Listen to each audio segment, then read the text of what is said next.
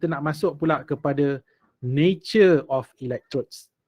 Remember, semua examples yang saya dah terangkan pada you all sebelum-sebelum ini, itu semua kita menggunakan inert guys, inert electrodes. Sekarang ni, what if kalau kita gunakan active electrode? Active electrode. So sebenarnya jenis electrode memainkan peranan dalam menentukan products of electrolysis. Okay, first thing first. Okay, sekali lagi kelas, saya pergi pada secara cepat je lah sebab ni pun you all dah tahu dah benda ni kan. Okay, kita ada dua jenis electrode lah biasanya. Kita ada inactive dan juga active electrode. So apa itu inactive electrode? Inactive electrode adalah electrode yang tidak terlibat dalam half reaction. And kita katakan the most common inactive electrode yang biasa digunakan inilah. Kita ada graphite. Okay. Graphite ni carbon rod tu. Dan kita ada platinum electrode. You guys ingat lagi tak platinum electrode? Yang digunakan dalam mana? Dekat mana? 10.1 tu. She. Remember she? Kan she dia menggunakan platinum electrode kan? Itulah satu contoh inactive electrode. Kalau contoh gambar dia macam inilah. Inilah basically rupa platinum electrode. Inilah dia. Kepingan platinum ini yang digunakan sebagai platinum electrode. Ataupun kalau graphite, ini ada kelas. Graphite electrodes. Okay, dia berbentuk cylindrical tu, macam carbon rod lah. Satu sebut sebagai carbon rod ataupun graphite electrodes. Okay, so ini contoh inactive electrode. Right. Sekarang ni, kita nak tengok pula active electrode. Active electrode ni biasanya metals lah. Dan normally active electrode ni dia kita jadikan ni sebagai anode.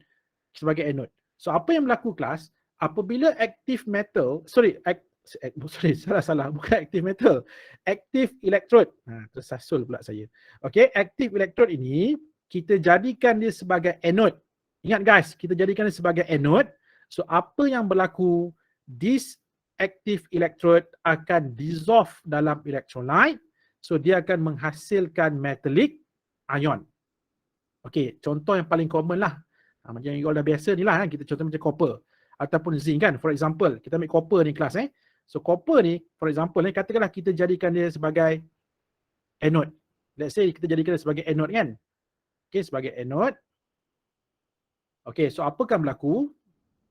Okay, katalah kita punya larutan ini, kan kita menggunakan copper sulfate solution kan. So apa yang berlaku kelas?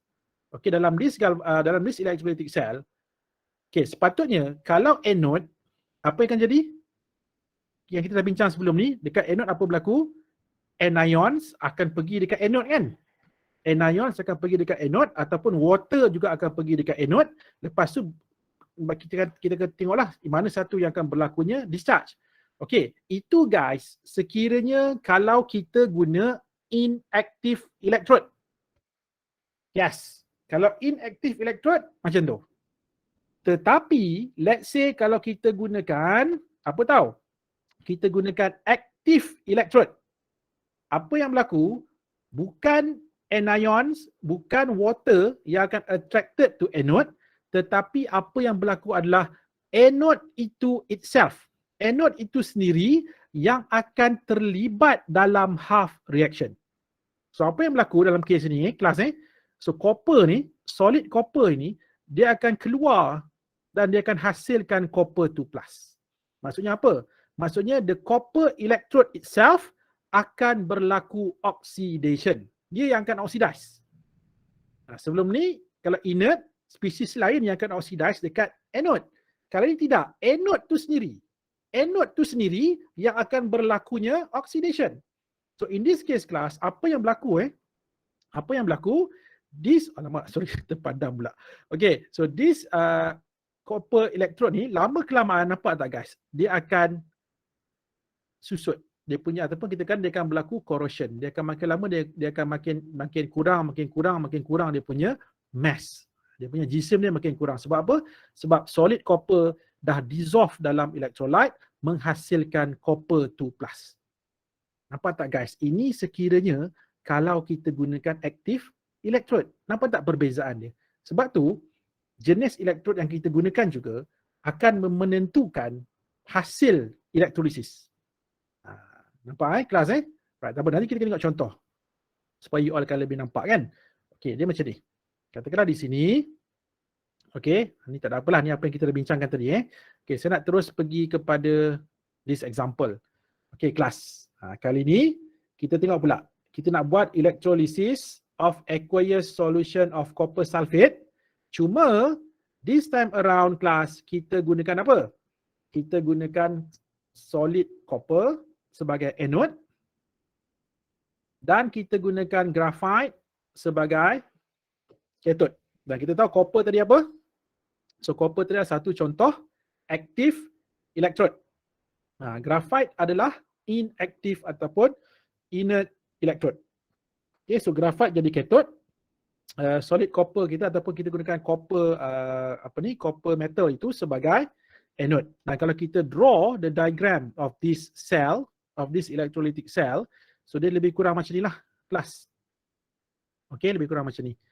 Cuma sekarang ni apa akan berlaku sekiranya kalau kita gunakan copper sebagai anode, kita gunakan graphite sebagai cathode dan kita menggunakan electrolyte copper sulfate solution. So apakah produk of electrolysis ataupun apakah yang akan berlaku dalam this electrolytic cell? Okay, dia macam ni sebenarnya. Okay, kelas. Kali ni kita ada apa tahu? Kita ada copper sebagai anode. Dan kita tahu kan, copper adalah apa tadi? Copper adalah active electrode. So bila active electrode, okay, sebelum ni apa yang kita bincang, kalau ni kelas sekarang saya kata kalau, if sekiranya guys, katakanlah ini anode kita adalah graphite, apa berlaku? Apa yang berlaku adalah sulfate dan juga water akan attracted here. Kan? Attracted. And then yang akan dipilih untuk oksidakan adalah water. Sebab sulfate kan also anion. So dia tidak akan berlaku oxidation. Okey, itu sekiranya kalau anode kita adalah graphite. Guys, sekarang ini anode yang kita gunakan is not graphite. Anode yang kita gunakan adalah copper. And copper adalah active electrode. So apa yang berlaku? Instead of sulfate attracted to anode, water attracted to anode, itu tidak berlaku dalam this case. Yang berlaku apa tahu?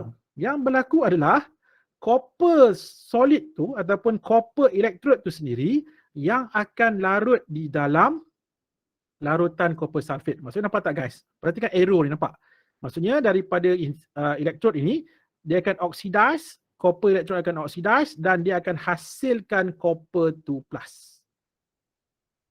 Nampak tak? Itu apa yang berlaku dekat anode. Okey, dan yang menariknya kelas, yang menariknya, okey, you guys nampak kan ada copper 2 kan? Ada copper 2 yang attracted to cathode ni kan? Copper 2 yang attracted to cathode. Okey guys, you guys kena tahu copper 2 yang akan discharge dekat cathode ni bukan copper 2 daripada solution tau. Yes. Guys, ingat copper 2 ni, here ni, ini bukan copper 2 daripada solution. This copper 2 actually adalah copper 2 yang dihasilkan daripada anode. Nampak tak apa yang berlaku kat sini? Dia macam ni lah.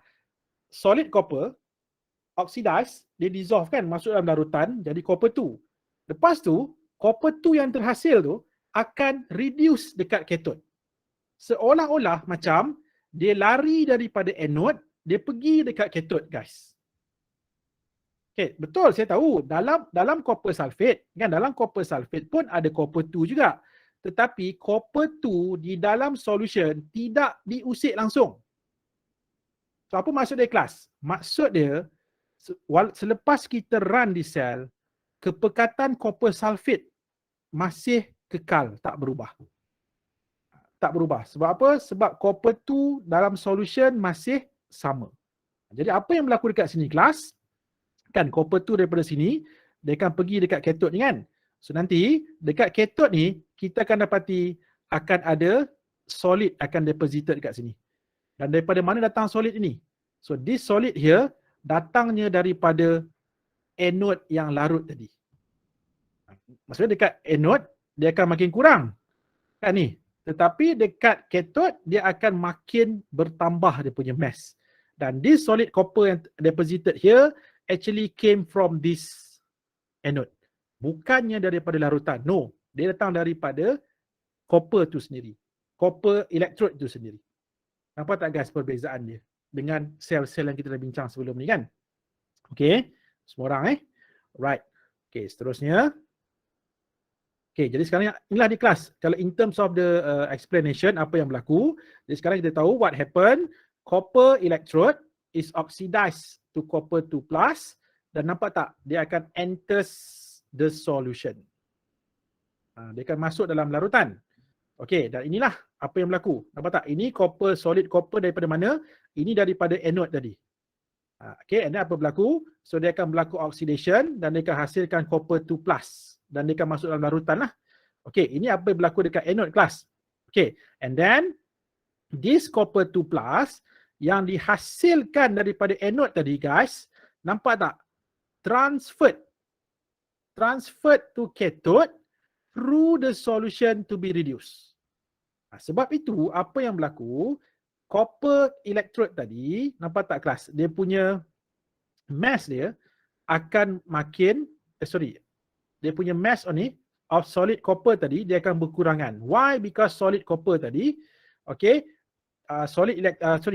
copper electrode tadi dia akan dia dah makin susut dia punya mass kan. And then apa berlaku? Dia akan hasilkan copper 2+ dan copper 2+ yang terhasil tersebut akan deposited dekat cathode. So ini menjadikan dekat cathode kelas dia punya mass of graphite tadi, dia bukan setakat ada graphite, dia akan ada graphite yang akan diselaputi oleh copper solid yang datangnya daripada copper 2, dan copper 2 itu sebenarnya datang daripada mana? Datang daripada anode tadi. Dia macam itulah. Saya harap you all boleh faham apa yang saya cuba sampaikan kat sini. Jadi kelas inilah dia. Apa yang berlaku sebenarnya. Kan copper 2. Ingat copper 2 ni bukan daripada solution. Inilah copper 2 yang datang daripada oxidation of copper electrode tadi. Kelas and then dia akan deposited dekat graphite. Juga dia akan dia akan membentuk solid copper. Jadi dia punya overall reaction ni kelas. Nampak tak? Langsung air tak terlibat dalam this reaction. Dia hanya melibatkan copper sahaja. Okey kelas dan ini saya ingatkan tadi kan, macam mana pun kepekatan copper sulfate solution remains unchanged. Kenapa? Sebab copper 2 yang originally dalam larutan tidak terusik pun. Maksudnya dia tidak not affected. Ataupun kalau kita, you all tahu kan warna copper sulfate warna biru kan. Maksudnya warna biru of copper sulfate itu, walaupun kita dah run di sel, warna biru dia akan kekal. Sebab apa? Sebab copper 2 dalam solution tak berubah. Walaupun kita nampak kan ada copper yang terhasil, tapi kena ingat sekali lagi, copper yang terhasil itu bukan daripada larutan, tetapi copper yang deposited dekat cathode datangnya daripada anode, bukan datang daripada cathode. Okey kelas datang daripada anode dan bukannya datang daripada larutan. Okey. Alright. Kelas. Jadi itulah dia yang dikatakan the third factor. Apa ni disebut sebagai macam mana sekiranya kalau kita menggunakan active electrode and how this active electrode boleh mempengaruhi hasil electrolysis.